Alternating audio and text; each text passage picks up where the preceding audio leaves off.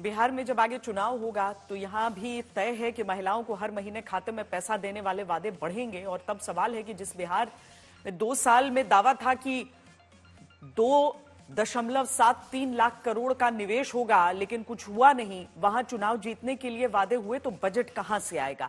ऐसे हर राज्य को हिमाचल प्रदेश की स्थिति को देखना चाहिए, जहां दावा है कि आर्थिक संकट से जूझती सरकार अपनी 2 योजनाओं के लिए मंदिरों से ही सहायता मांग रही है।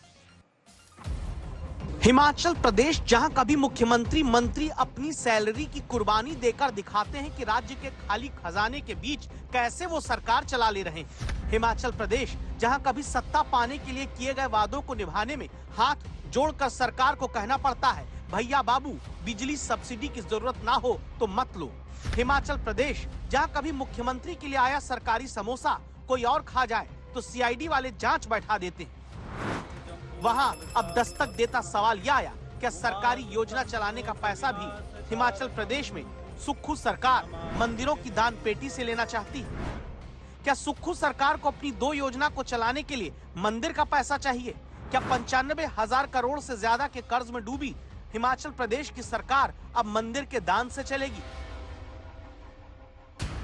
इन सवालों की वजह इस चिट्ठी में दर्ज है, जो हिमाचल सरकार की तरफ से राज्य सरकार के अधीन आने वाले सभी मंदिरों और उनको संभाल रहे स्थानीय डीसी यानी डिप्टी कमिश्नर को लिखी गई। सुक्खू सरकार की चिट्ठी के विषय पर गौर करें, लिखा है सरकारी योजना में योगदान के संदर्भ में, जिसमें आगे की बात पर गौर करिएगा। लिखा गया है, मुख्यमंत्री सुख आश्रय योजना और मुख्यमंत्री सुख शिक्षा योजना में कल्याणकारी योजना के तहत मंदिर ट्रस्ट दान कर सकते हैं।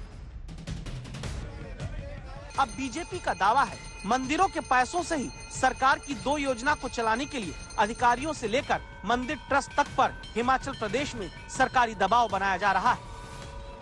सनातन का विरोध करना और सनातन के खिलाफ टिप्पणी करना और उसके बाद सरकार की योजनाओं को चलाने के लिए पैसा मंदिर और ट्रस्ट से मांगा जा रहा है। इसका नोटिफिकेशन किया गया सेक्रेटरी के द्वारा और डिप्टी कमिश्नर के माध्यम से दबाव डाला जा रहा है ट्रस्ट और मंदिरों के ऊपर कि ये पैसा आप जल्दी जमा करिए। मुझे इस मामले में अगर कोई, मैं जयराम जी की बात पर टिप्पणी नहीं देना चाहता, क्योंकि जयराम जी बिना तथ्यों के बात करते हैं। सवाल है, क्या हिमाचल प्रदेश में सरकारी योजना के लिए पैसा मंदिर से सरकार ले सकती है? जवाब है कि हिमाचल में सरकारी अधिग्रहण के तहत 35 मंदिर आते हैं, जिनकी देखरेख जिला प्रशासन की तरफ से की जाती है। ये मंदिर मुख्यमंत्री राहत कोष या अन्य जरियों से सरकार के लिए मदद का हाथ पहले बढ़ाते आए हैं। हिमाचल प्रदेश के मंदिरों में कहां किसके पास कितनी संपत्ति है देखा जाए तो 2 वर्ष पहले विधानसभा में दी गई जानकारी के मुताबिक देवभूमि का सबसे अमीर मंदिर ऊना जिले में स्थित मां चिंतपूर्णी मंदिर है। यहाँ मंदिर के खजाने के तहत 100 करोड़ रुपए की बैंक एफडी और करीब 200 किलो सोना है, 7200 किलो चांदी है। बिलासपुर जिले में स्थित शक्तिपीठ नैना देवी मंदिर के खजाने में 11 करोड़ से अधिक कैश, 58 करोड़ से अधिक की एफडी है, 1 क्विंटल 80 किलो सोना है और 72 क्विंटल से ज्यादा चांदी। कांगड़ा जिले के शक्तिपीठ ज्वालामुखी मंदिर के पास 23 किलो सोना है, 890 किलो चांदी है, करीब 3.5 करोड़ रुपए कैश है। कांगड़ा के शक्तिपीठ चामुंडा मंदिर के खजाने में 18 किलो सोना है। वहीं सिरमौर जिले के त्रिलोकपुर में मौजूद मां बाला सुंदरी मंदिर के पास 15 किलो सोना और 23 क्विंटल से ज्यादा चांदी है।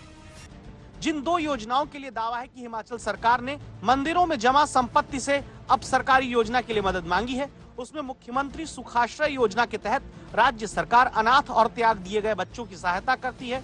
वहीं मुख्यमंत्री सुख शिक्षा योजना में विधवा, बेसहारा, तलाकशुदा महिलाओं, दिव्यांग माता पिता के बच्चों की शिक्षा के साथ कल्याण के लिए आर्थिक मदद देना है। ऐसा बोलना कि ये सरकार ने एटीएम बना रखा है और nonsense, they talk irrelevant things which is not true. They should see कि किस कॉज के लिए मांगा जा रहा है। अब सियासत इस बात पर आकर टिक चुकी है कि जो मंदिर अब तक कोरोना जैसी महामारी या दूसरी विपदा के समय सरकार की मदद के लिए अपनी दान पेटी, अपना खजाना खोलते रहे, क्या उन मंदिरों से हिमाचल सरकार अपनी किसी योजना के लिए पैसा ले सकती है?